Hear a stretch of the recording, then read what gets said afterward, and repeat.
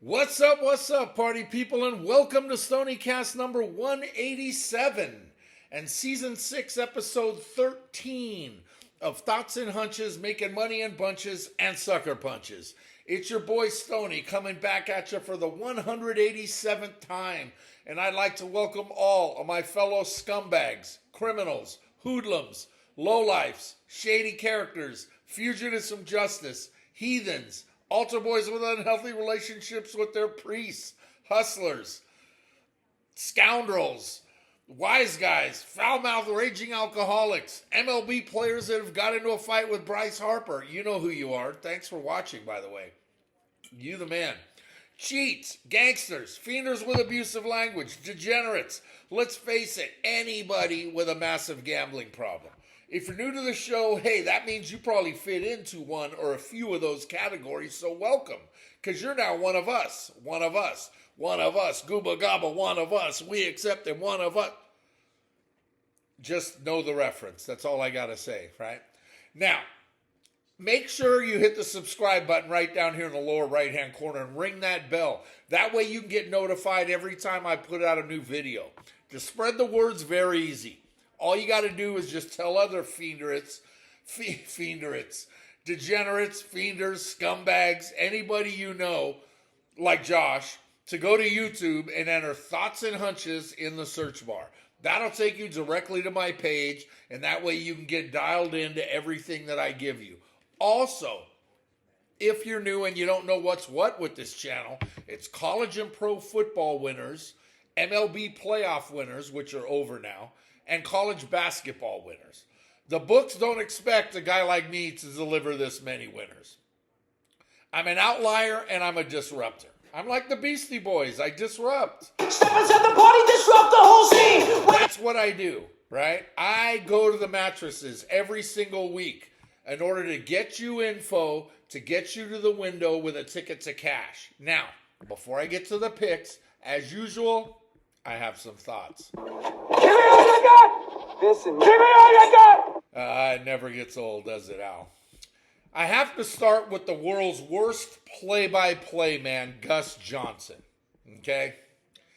I've been talking about this, I don't want to call him a scumbag, because he's probably a really nice guy. He's the worst play-by-play man in the business, all right? He always has been. His call of Indiana's game-winning touchdown pass and catch to beat Purdue last Saturday, all right? If you haven't heard it, here it is. And it's cringeworthy, but here it is. Mendoza in trouble! It's out! Touchdown! Wow!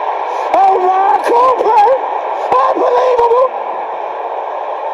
Give him the Heisman Trophy now! Okay, forget the fact that he sounds drunk, all right? You know, because he does. Give him the Heisman Trophy now! Gus, for years, makes every single play like it's the be-all, end-all, even if it's the second quarter of a game in September. Doesn't matter, right? Was this big? Sure. Was it a great drive? Sure. Forget the fact that he lost his voice by going off like that. But give him the Heisman now? Really? So you're just going to ignore the 3 turnovers that Mendoza was responsible for in a game which his team was favored by 20-plus points and probably should have lost. The drive was great, and he won it. But that, really? Give him the Heisman now and forget the horrible game that he just played. Gus Johnson's always had a recency bias, right? And that was never more prevalent than on Saturday. I have no problem with Mendoza or Indiana, and I'm a huge fan of Kirk Cignetti. But I am now actively rooting for Julian Sayin or Ty Simpson to win the Heisman just so Gus can eat his words. Just done with that guy. I was done with him 15 years ago, and he's gotten worse. The fact that he's on their marquee noon Eastern kickoff game is just pathetic. And it's bad because he's got such a great color man in Joel Klatt sitting right next to him, who's one of the best in the business. Anyway, moving on.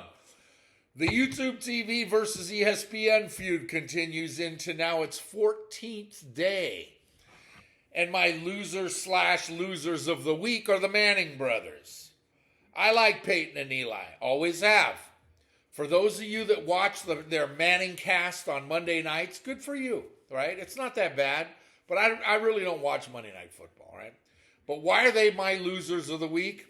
They had Disney CEO Bob Iger on their show Monday night and didn't even broach the topic.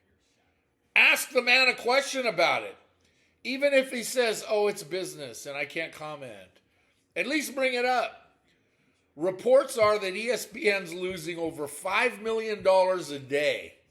And now 14 days later, that's a cool, $73 million they've lost? And the Mannings didn't even bring it up. Shame on them. And finally, here's my question. What the hell is this? Can somebody explain this to me?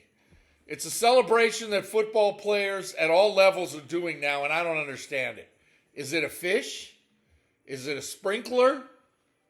If you know what it means, please leave it in the comments or reach out to me because I don't understand where it is or where it came from.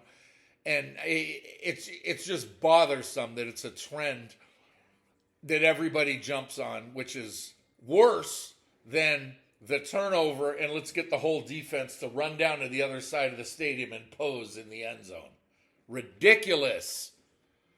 Now, as for the week that was, I had my worst week in the 11 years I've been doing either the STONIECAST or the Stonies winners blogs in college basketball. When you start the week 3-10, bad things are sure to happen. Sunday and Monday, though, I turned it up a notch. And I ended the week 20-24 in college basketball, which is just awful. Usually a bad week for me is 25-22, you know. But 20-24, ugh. So I had to make it up in football. And in the NCAAs, I was 3-2 heading into Saturday. And I put up a good day to wind up 14-10, which ain't too bad. And it got me back to 500 on the week. But it was the NFL that bailed me out of the trouble that NCAA hoops caused. I lost the Thursday night Raider Bronco abortion of a football game.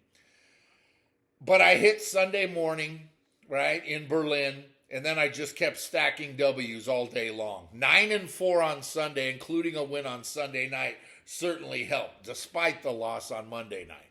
So let's take a peek at the numbers. Last week, 43 wins, 40 losses. 51.81%. That's a losing week. It is. Anything below 52.3 is a losing week, right? But if that's a losing week, I'll gladly take it, right? That's my first one in 6 weeks after 6 straight winning weeks. NCAA football for the season, 135 wins, 90 losses, 4 pushes, 60% on the dot. Still solid. Even though those numbers kind of went down a little bit. NFL, numbers moving up now, right? 93 wins, 65 losses, 1 push, 58.74%. Pushing 59%, that's the goal, right? NCAA basketball, 23 wins, 28 losses, 45.1% in my first full week, right? That's just... not good. Not good. A lot of work to do. But the good news is it goes all the way till April. And I'm going to bet over 1,000 games. So, Degenerate Special. 2 straight L's. Now has me 8-6 on the season. 57.14%. Good numbers. Actually, very good numbers. But 2 straight L's dropped those numbers from the 60s. Thursday night, 11 wins, 9 losses, 55%, not great, but in the black, that's the key, right? Sunday night, 6 wins, 4 losses, 1 push, 60% starting to heat up now. That's 2 straight wins on Sunday night. Monday night, 7 wins, 8 losses, 46.67%. That shit just ain't going to work. So overall, out of all 12 episodes that I've done this year, every single pick, 311 wins, 229 losses, 6 pushes, 57.59%. Very good all the way around, right? But that's a full point drop from last week, right? But all I can say is 57%. I'm sorry, winning. You starting to get the concept now? Oops, winning. That's right, Charlie. You tell him. Winning. That's all that matters. Once again, please remember that all these picks are 100% free. So for all those touts out there that are charging you for picks and giving you 75 to 80% winners guaranteed, come on, stop. All right? We all know that you're full of shit. Plus, you're charging for these picks. Oh! I mean, really? With me, it's very simple. All right? Just come to YouTube every week, and I'll drop my plays on you for free. Plus, I want you all to know that these are all bets that I am personally going to make with my own money. So I'm not just throwing darts at a board and blindly picking random games. Or throwing together 14-leg parlays. What a joke. Okay, you ready? I am. Away we go. Episode number 13. Tell them, Al. Just win, baby. That's another one that never fails. The new week began last night, and I went 5-4 in college hoops, which ain't great, but it's a huge step up from the hole I dug for myself last week, all right? So here are my plays for tonight's college basketball slate. 7 Eastern on ACC Network, give me high-scoring Virginia Tech, minus 12 versus St. Joseph's. 7 Eastern on ESPN Plus, I'll dance with St. Bonaventure, minus 8 over Siena. 8 Eastern on SEC Network, I like Minnesota plus 6.5 versus Missouri. 9:30 Eastern on ESPN Plus, I'm on North Texas plus 2.5 over Oregon State. That could be a sprinkle game, but I haven't decided yet. But I'm close. 10 Eastern on ACC Network, the play is Stanford minus 14 versus Montana State. And the last game tonight is 10 Eastern on Mountain West Network, and I'm going to roll with Southern Illinois, the Salukis, catching 12 at Nevada. So that's 6 hoops plays for tonight to get ahead and start playing with house money. So let's now get football going, right? Tonight, with some more hashtag Maction at 7 Eastern on the Deuce at Yager Stadium in Oxford. 5-4 Toledo's a 3-point road favorite at 5-4 Miami, Ohio, and the total set at 45.5. Toledo keeps flip-flopping wins and are coming off a blowout win over Northern Illinois last Wednesday. While Miami's 4-game win streak came to a halt, and they cost me last week in their Tuesday night home loss at Ohio where I got hooked. I like the home dog here. I really do. So I'm going to dance with the Red Hawks, catching 3.5 with a sprinkle on the money line. Sprinkle me, man. Attaboy. Attaboy, Earl. You let him know. Moving on to tomorrow night in the Sun Belt Conference. 7:30 Eastern on ESPN at SB Ballard Stadium in Norfolk. 6-3 Old Dominions, 11.5 point home chalk over 6-3 Troy, and the total's 53.5. ODU snapped their 2-game slide by winning their last 2, while Troy's 4-game win streak was snuffed out by Arkansas State. Both schools had last week off, and despite the Monarchs' balanced offense, I like Troy's defense and all those points. So give me the Trojans catching 11 and a hook on the road. NFL Week 11 gets going tomorrow night, 8:15 Eastern on Amazon at Shaving Cream Stadium in Foxborough, as the 8-2 Patriots are 13-point home favorites versus the 2-7 Jets, and the total's 43.5. The Pats have ripped off 7 in a row, beating up on a truly awful yet generous schedule, right? Very, very generous. But a win at Tampa Bay on Sunday went a long way to kind of sort of legitimizing New England, because that's a good road win, a tough road win. The Jets are just a train wreck. And sure, they've won 2 in a row by beating Cincinnati and Cleveland, the Ohio double play of bad football.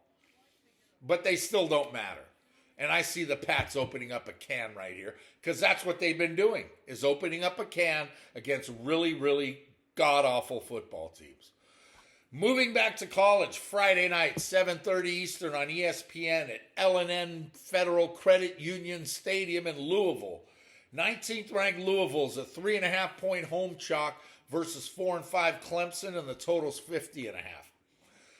The Cardinals were in full control of reaching the ACC championship game after winning 3 in a row, but a home loss to Cal on Saturday stung. And now Clemson comes in after taking out Florida State last week in one of my winners. It was one of my many winners. That's right, Al. You're welcome for that one. This was supposed to be a great matchup between two ACC powers, right? But now it looks like neither team is going to reach the title game. Can Louisville lose 2 in a row at home? Sure they can. But even if they win, I'm going to take Clemson here on the road, catching 3 in a chunk with a sprinkle. Sprinkle me, man. Sprinkle. Friday night, 9 Eastern on Big Fox at Autzen Stadium in Eugene. 8th-ranked Oregon's a 25.5-point home favorite versus 6-3 Minnesota, and the total's listed at 44.5. Oregon was put through the ringer last week, but they got the win on a last-second field goal in Iowa City, though I had Iowa and the points, if you remember. That's right. That was just one of the many. The Ducks, they're just trying to keep pace right now with Indiana and Ohio State in the Big Ten. But this is a classic sandwich game right here, as Oregon got pushed to the limit last week by Iowa, and they've got USC next week. So Minnesota is easy to overlook. Oregon wins easily, but I'll gladly take the Gophers and all them points. Another wild NCAA Saturday gets going at noon Eastern on ESPN at the stadium formerly known as the Giant Ketchup Bottle in Steeltown, USA, where 9th-ranked Notre Dame is a 10.5-point road favorite at number 22 Pittsburgh, and the total's 55.5. This game gets the ESPN College Game Day treatment. Both teams come in red hot as Notre Dame has now ripped off 7 straight and Pitt has won 5 in a row. This is the last true test for the Irish, as only Syracuse and Stanford remain on their schedule before they get selected for the playoff. But this is a big number to lay on the road to a good Pitt squad. For all the pub that Notre Dame's offense gets, though, it's their defense that has been punishing opponents during their win streak. So I'm going to take the Irish, and I'm going to lay the number. Noon Eastern at Wrigley Field in the Windy City. Number 18 Michigan's 11.5-point road favorites at 5-4 Northwestern, and the total's 40.5. Michigan's won 4 out of 5, while Northwestern's lost 2 in a row after a 3-game win streak. Northwestern isn't very good, but they have a knack. They just do. They have a knack for having alligator blood by hanging around. Hanging around. Kids got alligator blood. That's exactly what Northwestern has. Excuse me, Northwestern plus 11 and a hook. Give me a second here.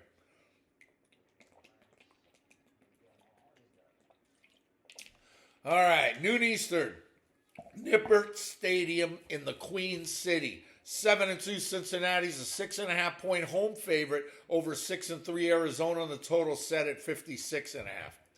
Cincinnati's red-hot stretch came to a screeching halt 2 weeks ago in their blowout loss in Salt Lake Stony. And they had last week off to regroup. Zona's won 2 in a row following their win over Kansas last week. Cincy's clearly the better team, especially at home, but I like the points right here, and I'm going to roll with the Wildcats. Bear down, plus 6.5. Noon Eastern on ESPN at Kyle Field in College Station, the home of the 12th man. We get Saturdays in the South with the 3 F's of faith, family, and football. As third-ranked Texas A&M's a 19.5-point home chalk versus 3-6 South Carolina, and the total's 48.5. A&M has been cruising and cashing tickets for me all season long, including last week's absolute blowout win of Missouri, one of my many winners. That's right. They were just, the amount of tickets they've cashed for me is ridiculous. South Carolina's last 4 games were at LSU, Oklahoma, Alabama, and at Ole Miss before getting last week off. Talk about going through the ringer. Sure, they lost all 4, but they covered 3 of them. And while A&M is not only a lock for the SEC title game, but the CFP also, they need to keep their foot on the gas. They will. But there's a lot of points to lay in conference. I'm going to take the Gamecocks and the 19.5 here. 1 Eastern at Mountain America Stadium in Tempe. 6-3 Arizona State is an 11-point home favorite versus 4-6 West Virginia, and the total's listed at 48.5. The Sun Devils keep flip-flopping wins and losses in their last 5 and are coming off a bye after beating Iowa State 2 weeks ago, while West Virginia won 2 in a row following a 4-game skid. The bye will help ASU as they look to improve their bowl standing, while the Mountaineers have been toast for a while. I'll take the Devils here, and I'm going to lay the big number at home. 2:30 Eastern on Big Fox at Jonesy AT&T Stadium in Lubbock. Last week's site of ESPN Game Day. Number 8 Texas Tech is a 24-point home favorite versus 4-5 Central Florida, and the total's 48.5. Tech has been the best team in the Big 12 all season and proved it with a blowout win over BYU last week, and now they look to punch their ticket to the Big 12 title game in their home finale against a UCF team that has clearly been struggling this year. Struggling. Hey, Joe, was that you, Joe? Struggling. I think it was. One more time, Joe. Struggling. Thanks, Joe. God, I really want to kiss you. An argument can be made that Tech has the best defense in the nation, all right? And UCF is going to learn that the hard way. But this is still a big number to lay, so I'm going to take under 48.5 here because unders cash and overs don't. 3:30 Eastern on ABC at Bryant-Denny Stadium in Tuscaloosa. It's number 4 Alabama as a 6-point home favorite versus number 11 Oklahoma, and the total's 45.5. This is a good one. Bama's won 8 in a row and is in line for a matchup with Texas A&M in the SEC championship game if they both win out, while Oklahoma's 2 losses in their last 7 games were to Ole Miss and Texas. And they're coming off a big win in Knoxville last Saturday. This is effectively a playoff game for Oklahoma because they can't afford another loss. But they beat Tennessee despite being outgained. Yeah, think about that. Tennessee outgained them, but they won the game because Tennessee just is Tennessee, and they invent new ways to lose. So if they got outgained by Tennessee and they still won, what do you think Bama's going to do to them? Roll Tide -6. 3:30 Eastern on Big Ten Network at the Coliseum in La La Land. 17th ranked Southern Cal is a 7-point home favorite over number 21 Iowa, and the total's 49.5. SC's won 3 out of 4, and Iowa has been a pest for everyone in the Big Ten. But they missed their shot last week to knock off Oregon, and they fell on that last-second drive and field goal. The Hawkeye defense has been elite, and USC's not so much. But Iowa's offense won't exactly light it up. They won't have to. Their physicality in the trenches will alarm USC. So I'm on the Hawkeyes here catching the touchdown. 3:30 Eastern on ESPN at Hardcock Stadium in Bienvenidos a Miami. 15th ranked Miami's a 15-point home favorite versus 5-4 North Carolina State, and the total's listed at 55.5. The vaunted Canes, the U, they're back, and they're going to win the national championship like they do every year. Wait, or actually they don't. Well, they've won 3 out of 5 with those impressive wins coming over national powers Syracuse, Stanford, and Florida State. Oh, but they were ranked 9th when the Canes beat them. So Miami must be great, right? NC State is coming off a huge win over Georgia Tech and had a bye last week to get healthy. And Miami is a double-digit favorite against an unranked team. I've seen this movie many times before. Wolfpack plus 15. 7 Eastern on the Deuce at McLean Stadium in Waco. Number 13, Utah is an 8.5-point road favorite at 5-4 Baylor, and the total's 60. Utah's lone loss in the last month was the BYU in the Holy War, but they rebounded with 2 blowout wins over Colorado and Cincinnati, while Baylor's 2-game skid came to a halt as the Bears pounded Central Florida last week. Utah's coming off a bye, and their offense has been humming, but so has Baylor's. Both offenses moving, both offenses scoring. I'm going to take over 60 here. You're welcome, Josh. 7 Eastern on ESPN at the Grove in Oxford. 7th-ranked Mississippi is a 15-point home chalk versus 3-6 Florida, and the total's 53.5. Ole Miss lost at Georgia last month, and they've ripped off 3 straight since and are in line to be the 4th SEC school to make the CFP, along with Alabama, Georgia, and A&M. Florida played Georgia tough a couple weeks ago in the cocktail party, but then embarrassed themselves by getting blown out in Lexington last week. Ole Miss can't afford a slip up here, and this line keeps moving. It opened at 13. Now it's all the way up to 15. I don't give a shit. Rebels minus 15. They're going to roll it up here. 7:30 Eastern on ABC at Sanford Stadium, Between the Hedges in Athens. Number 5 Georgia's a 6.5-point home favorite versus 10th-ranked Texas, and the total's 48.5. UGA's won 5 in a row since their lone loss to Alabama, while Texas has now won 4 in a row following their loss to Florida. Georgia can afford a loss and still make it to the CFP, but Texas can't. This is a playoff game for them. This should be a good one, but in the end, Georgia's timeliness is always a good thing. But the Longhorn offense has found another gear lately, at least enough to keep this one close. Georgia wins, but I like the Horns here with the cover. 7:30 Eastern on NBC at the Horseshoe in Columbus. Top-ranked Ohio State is a 31-point home favorite versus UCLA, and the total's 48.5. The Buckeyes are absolutely cruising right now. The nation's top seed in the playoff, and probably the Heisman in quarterback Julian Sayin. After UCLA got a bump following the firing of head coach Deshaun Foster, they've now lost 2 straight by 50 to Indiana just a few weeks ago, right? Now it's Columbus. Yeah, Buckeyes all day, even laying the big number. 10:15 Eastern on ESPN at Lavelle Edwards Stadium in Provo.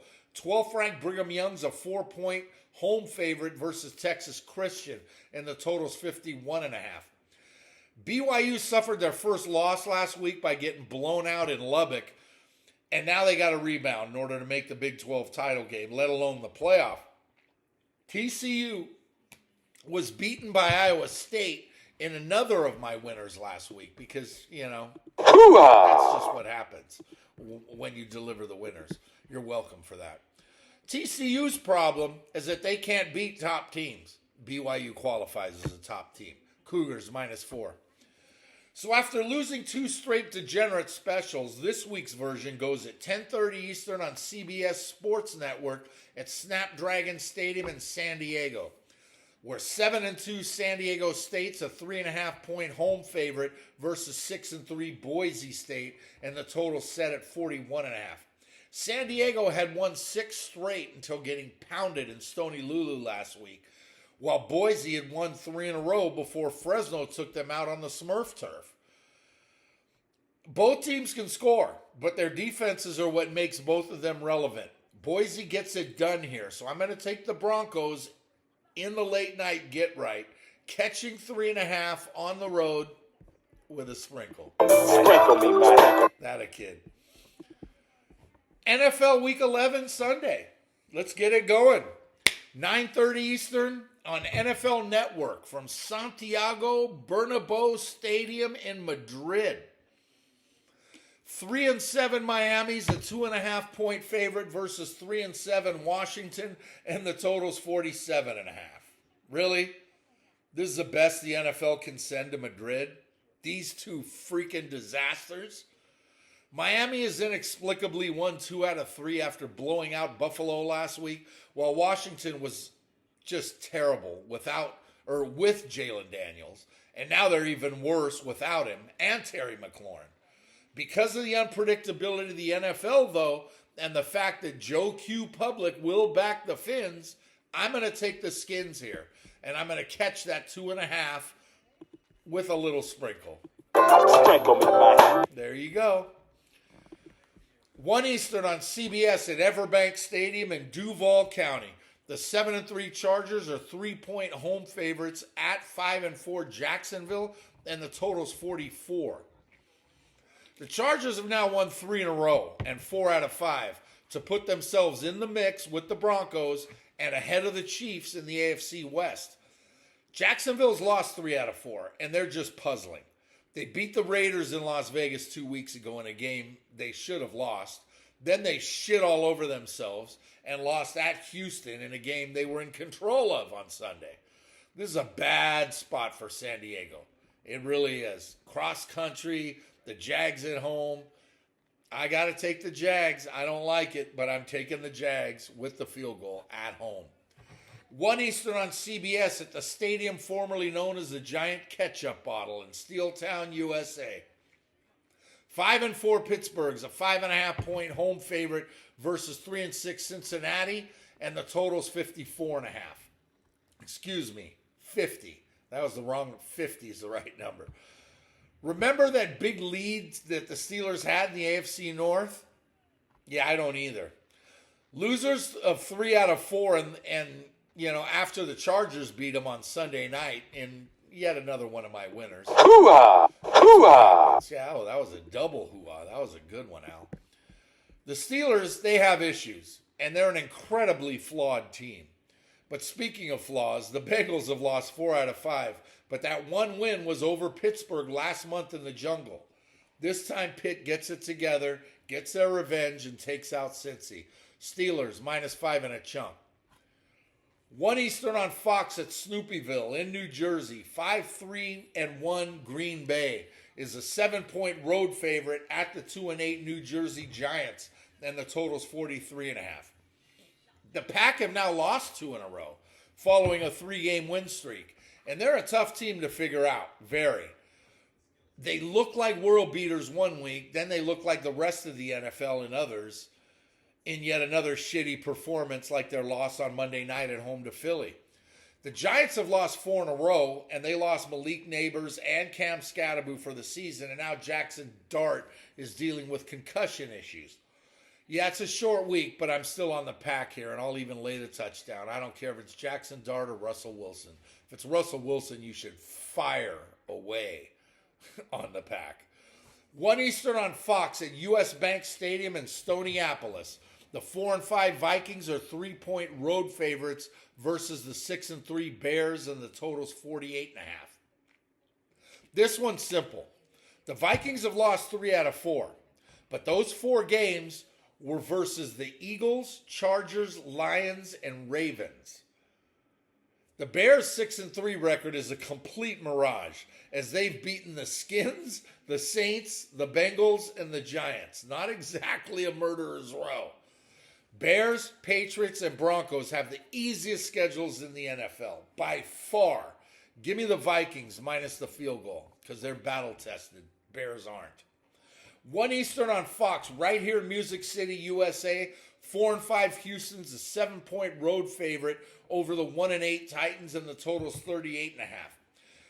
Just like the last game, Houston has faced Baltimore, Seattle, San Francisco, and Denver before their come-from-behind win over Jacksonville last Sunday. The Titans may be coming off a bye, but they're just a mess. Sorry. Texans -7. Finally, we get a good one. 1 Eastern on CBS at Highmark Stadium in Orchard Park.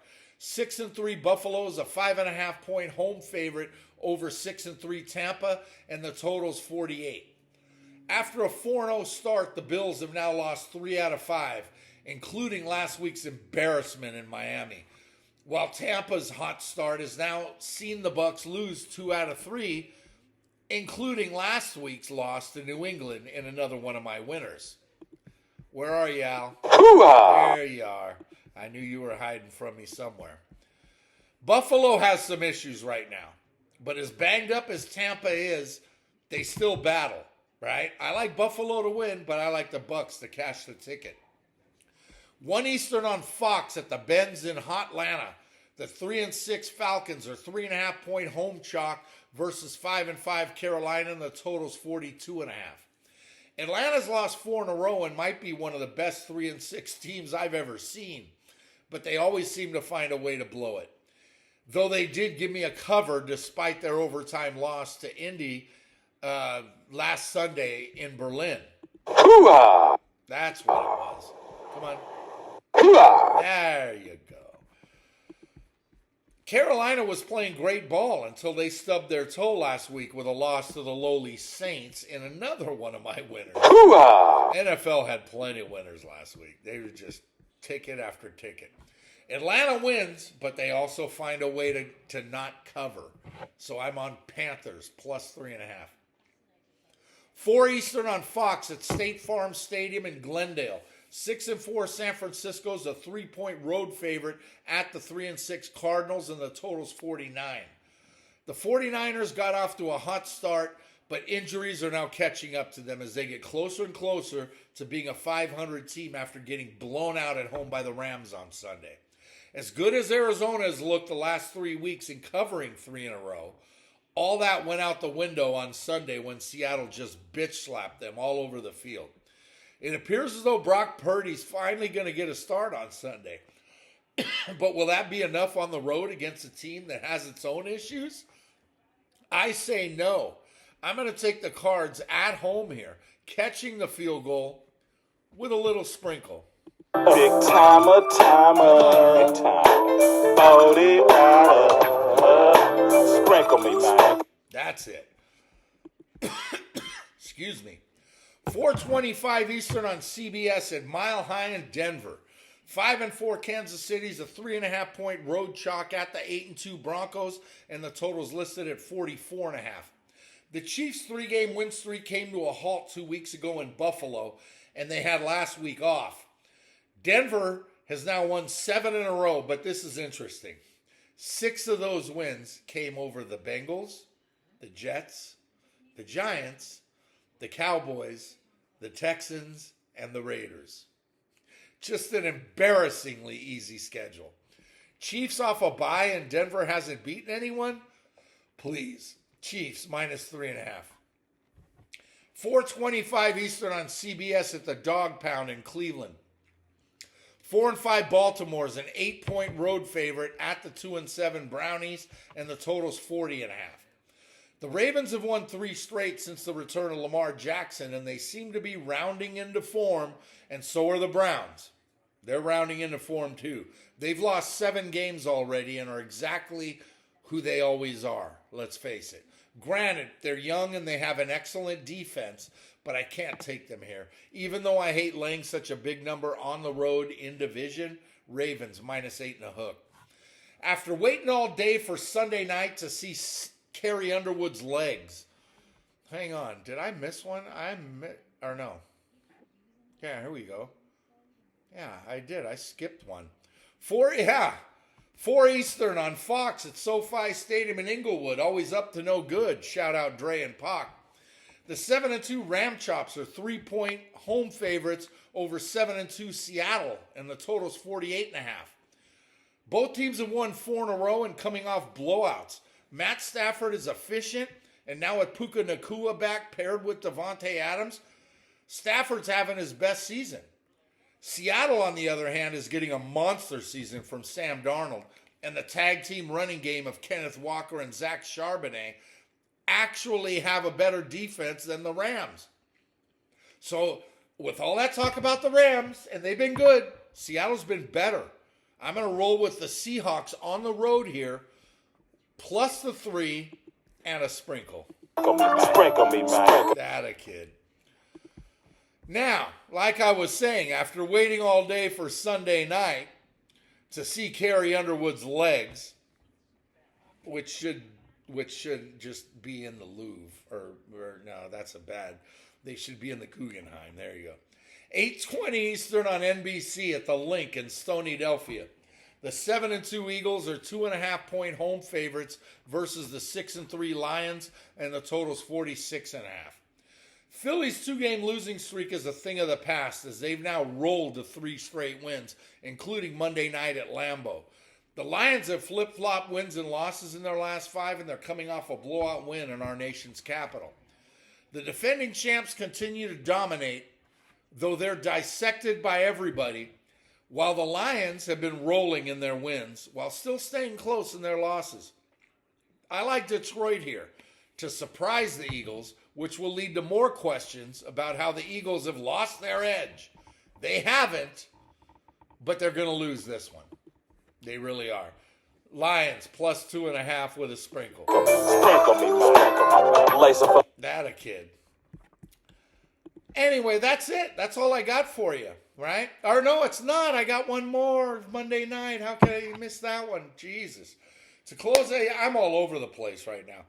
To close out the week, Monday night, 8:15 Eastern on ABC at the Death Star in America's Playground. 3-5-1 Dallas is a 3.5-point road chalk at the 2-7 Raiders, and the total set at 50.5.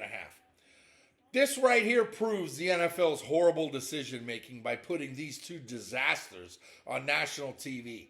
Sure, the Cowboys and Raiders are brands, but they're just bad, both of them. Dallas is coming off a bye, which followed a horrible performance on Monday night, so they get 2 straight Monday night games in their loss at the Cardinals. But the Raiders were worse in their loss at Denver last Thursday, which could quite possibly be the worst game I've ever seen. I'm going to take the Raiders here for some strange reason at home, catching 3 in a chunk. That's it. That's all you get. 14 NFL plays go along with 21 more college football plays and daily NCAA hoop selections. Make sure to check out the comments section in this video every day for more college hoops, which will just keep coming every day from now until April. Also, keep your eye out for STONIECAST 188. That's going to drop on you next Wednesday right around the same time. So until then, just remember, if you want to win big, you got to bet big. You can't go broke taking a profit. Scared money don't make money. The less you bet, the more you lose when you win. Shout out Chris the Bear FALLICA. For me, the action is the juice. But for me, the action is the juice. I'm in. That-a-boy, Mike. You tell him. The difference between winning and making money is that anyone can win betting chalk, but you can't make money unless you take the dogs. There's money on the streets that can't be ignored. And finally, good luck to you.